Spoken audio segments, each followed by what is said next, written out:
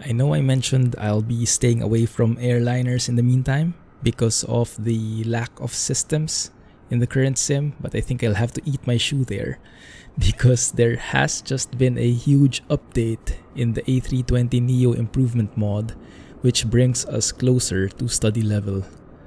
Let's go and check it out.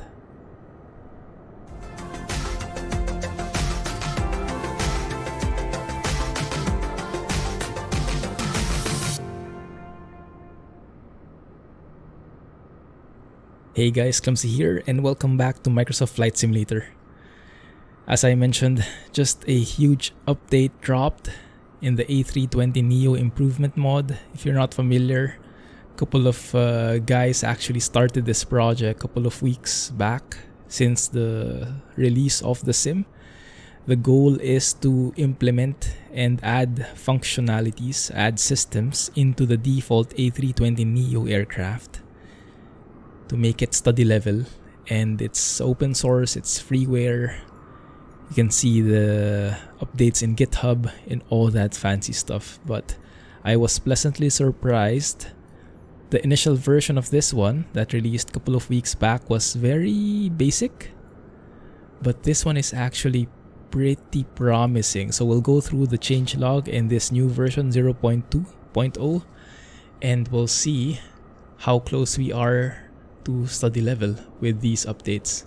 Right? Anyway, let's get into the flight deck right here. First things first, we'll have to start the aircraft. Turn on the batteries. Get the external power available. Love those sounds. First, on the update, ADIRS are now implemented. So the knobs actually work now. By default, I guess these were inoperable.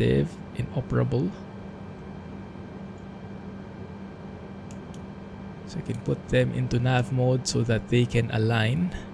And normally that should take around 7 minutes, I believe. But we don't have anything here. That might be part of the change actually. I think there is a boot up sequence. And also, yes, this is also part of the new thing. We'll go through that in more detail later, but yes, it is part of the update that each of the screens have their own boot up sequence, and each of the screens can actually be altered in terms of their brightness. So we can max that out bit by bit. Oh, I remember the TOLIS. The TOLIS A321 and A319 in Explain have the exact same feature that you would have to tinker with each of the panels so that you can get the proper brightness on each one. That's pretty cool. And there you go. IRS align in 1 minute. Normally that should be, I think, 7 minutes if I remember correctly. But maybe it's alignment time dependent on latitude, it says. But nonetheless, it says the remaining time there. And once that aligns, I'm expecting that the GPS primary here, there you go, should be captured and we should have a proper ND displaying. That is beautiful. One step closer to study level indeed. What else? Aside from that, the brakes, they say, should be reflective already. The gauge here should now properly reflect the status of tow brakes and parking brakes. So if I, for example, let go of the parking brake, there you go. That changes. If I use my tow brakes there, I'm not sure what that should change, but yeah, it does seem to update. And yes, we get the parking brake annunciation as well. We have now a basic chronometer functionality, which should be, if I remember correctly, somewhere here, that one. Although that doesn't seem to work, but maybe it's this one that they're referring to. That's the one. Okay. So timers are very important in certain parts of the flight, like when taking off, to measure the time when, for example, the engine is in full thrust setting. There are certain limits in there, so that's cool that they implemented that.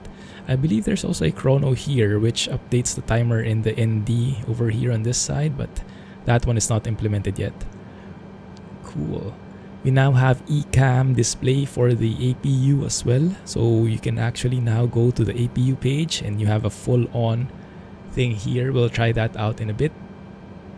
There's also the flight control ECAM now, and you can actually see as you move your side stick that the elevators are updating, the ailerons are updating as well. Although if I remember correctly, if you move the ailerons to a certain angle, the speed brakes, some of the flaps on the speed brakes here should also move along with it. So maybe not yet fully modeled, but it's a very good start. The rudders I don't think work yet, because the rudders should be moving left and right with that. Although the pitch trim seems to be working, like there. You see the pitch trim changing there as you move the pitch trim wheel here. So that's good. Nice, very nice. Up next, we have the lower ECAM automatically switches to door page when a door is opened. Ah, interesting. So it should automatically switch to here. When would it actually be? Let's test it out. We should be able to, let's say, how do we do this to the default? I think normally when you click on this, it should go back to default. Right? I think so, if I remember correctly from the tool list at least. Well, we'll figure it out later. Wow, so many different pages now. Okay, cool. So let's work with ATC here.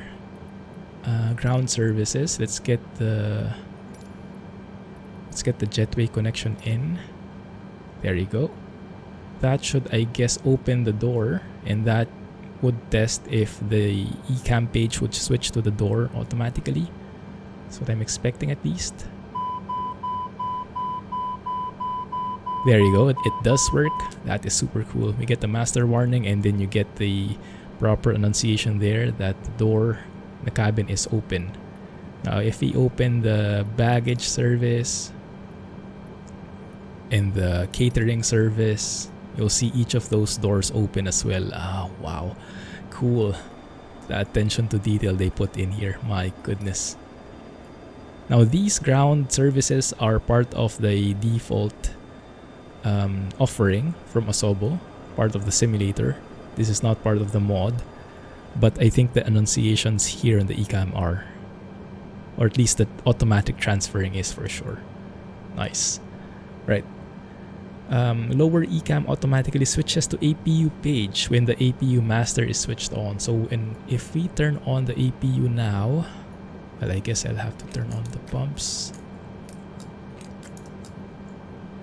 APU master switch is here. That would, yeah, immediately we see the APU page on the ECAM activate, and then you see the flap open is not immediately present. There would be an indicator here. Oh, something should be moving here at the back, I think. Something should be opening here. That one. And then we should see that the flap is opening, I believe. But let me go through. There we go, flap open. So I think by default, the flap open just appears immediately, which it shouldn't in real life. So they added a delay there corresponding to the real thing. That is pretty cool. Alright. Up next is the overspeed, ground spoilers armed, seat belts, no smoking. Ooh, interesting. Okay, so if we, for example, arm the speed brakes, then that should, okay, there you go. We get an annunciation there. Same goes if we turn on seat belts. There you go. Actually, I think that is inoperable by default, so maybe they added that too. Seat belts are there. All adds to the immersion, and no smoking. Indeed, there you go. No smoking and seatbelts. Cool stuff. They added range change indicators to the ND as well. Now how does that work here? This is the ND, and when they say added range change, I would assume it's this one, ND's max range. Weren't you able to do that before? Or maybe some part of the annunciation in here was not present before. Maybe that's more like it. Okay, interesting. Added GPS status to ND. So even this GPS primary or GPS lost, I guess, is part of this change. That is nice, man. Getting study level more bit by bit, indeed. Alright, so we have the PFD, MFD, and ECAM, the self-test. We didn't see that clearly because I didn't set on the brightest immediately, but they do have their own like startup sequence now when you first start the plane. And yeah, the displays are adjustable now thanks to this one. Seatbelt sign, no smoking sign, yes indeed. And then the cabin air conditioning should also have movable knobs here, although right now I think these are only dummy knobs. They don't really do anything, but they do help with the immersion. You can kind of simulate that a bit. Cool. And then the chimes for seatbelt and no smoking, we heard about that. Nice. So the APU start and flap open, that's what I mentioned. Let's go ahead and start the APU. The EGT, they even changed the EGT, how this progresses. So the climbing of the EGT should be more realistic now. It shouldn't be like a linear climb. They smoothened the APU EGT curve, this one. Should we start hearing that? I would expect so. I'm trying to hear it. Still not hearing it so much. Yeah, you can see the EGT climbing, peaking out, and then starting to stabilize in terms of the temperature. That is very nice. Let's wait what will happen as we progress with that. In the meantime, let me read up on the other items. EGT is now adjusted for ambient temperature as well. I'm not exactly sure how that affects the curve, but it's nice that there is that logic.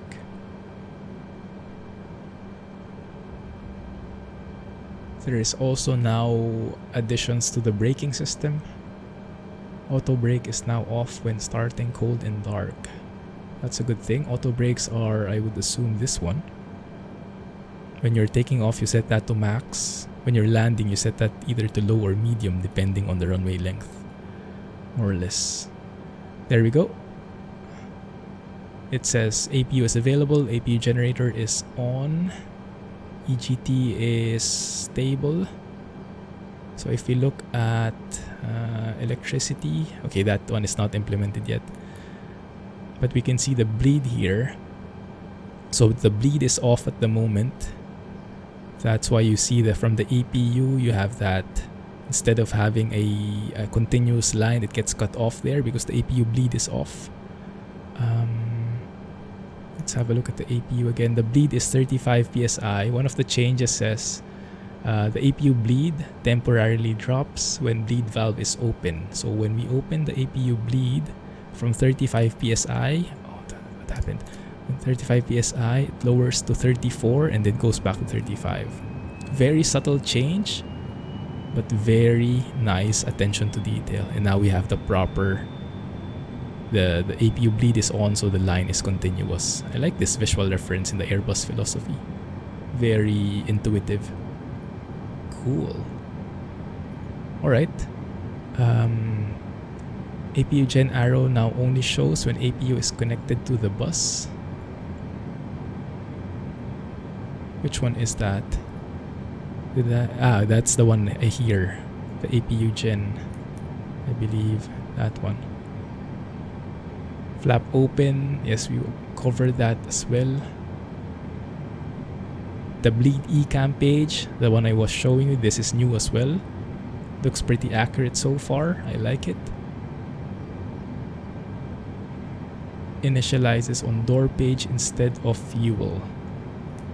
So this is, I guess, the starting point. And you can see the other things closed because it finished the stuff already. Loading the catering services and what else was it in the ground services that we had? Baggage and catering was done.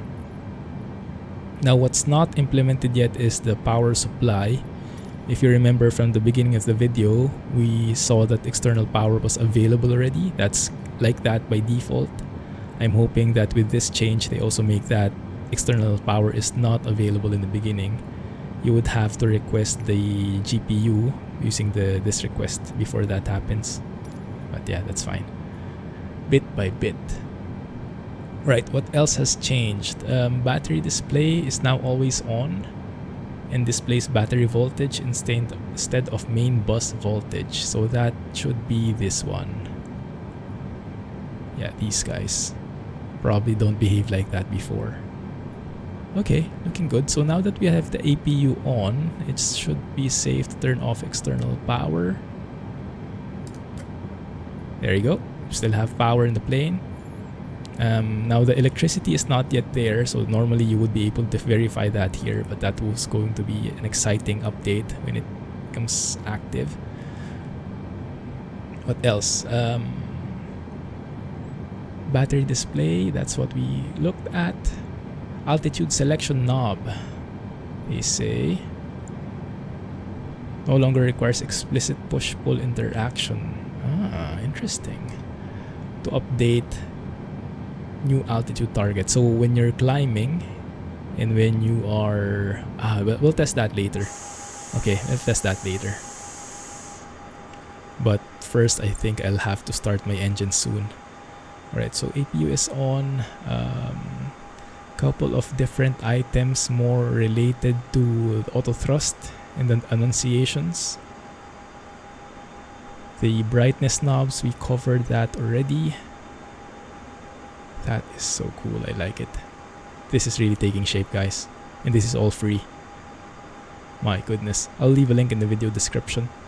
Okay, so I'll go ahead and start this up. I'll probably meet you guys at the runway right before takeoff, because there has also been a change. It says overpowered engine thrust reduced, and that is amazing.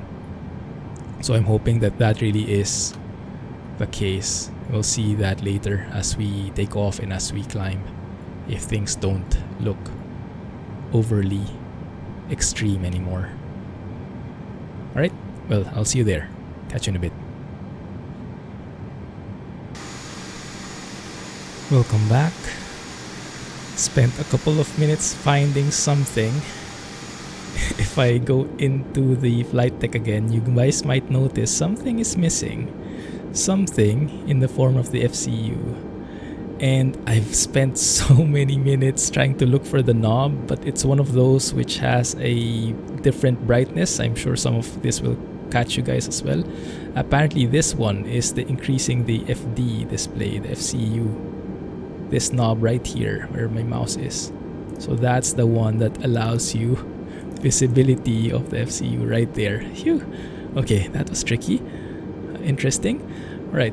One of the changes, they increased the size of the managed mode indicators. Those are the dots, I believe. I think by default those are smaller, but in reality it should really be like this big. So that's good. Now we will test how that works. If we go selected altitude here, that dot should disappear. There you go. If you go manage, that should go back. Same goes with the airspeed. If you indicate, if we select that, the dot goes away. Go to manage, that goes back, and with the heading as well. If you pull the knob, you go to heading mode. If you press the thing, you go into managed mode. Looks good so far. Alright, let's go and check this guy out for takeoff. Turn on the landing lights. Turn off the lights there.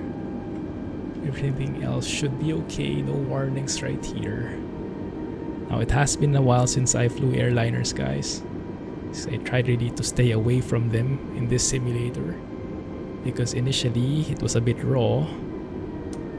But yeah, things are looking pretty promising, and although many of the systems are still not set up overall, I would say it's a huge leap forward in terms of immersion. Very good sign It looks like we have now the Zibo equivalent. If you're familiar with the Zibo, he's the guy behind the study level 737-800 in X-Plane. He does things for free. Looks like we have something like that now, but for the Airbus in this sim. 50% thrust. Push the stick forward, apply forward pressure. Engines are stable. We'll go full toga. Go toga this time because I don't have a calculator for setting up the flex temperature. Right, 80 knots. Check. Release the pressure. V1. Rotate. Pull up. There we go. Positive rate. Whoa. Gear up. And let's follow the FD, the flight director. Looking good.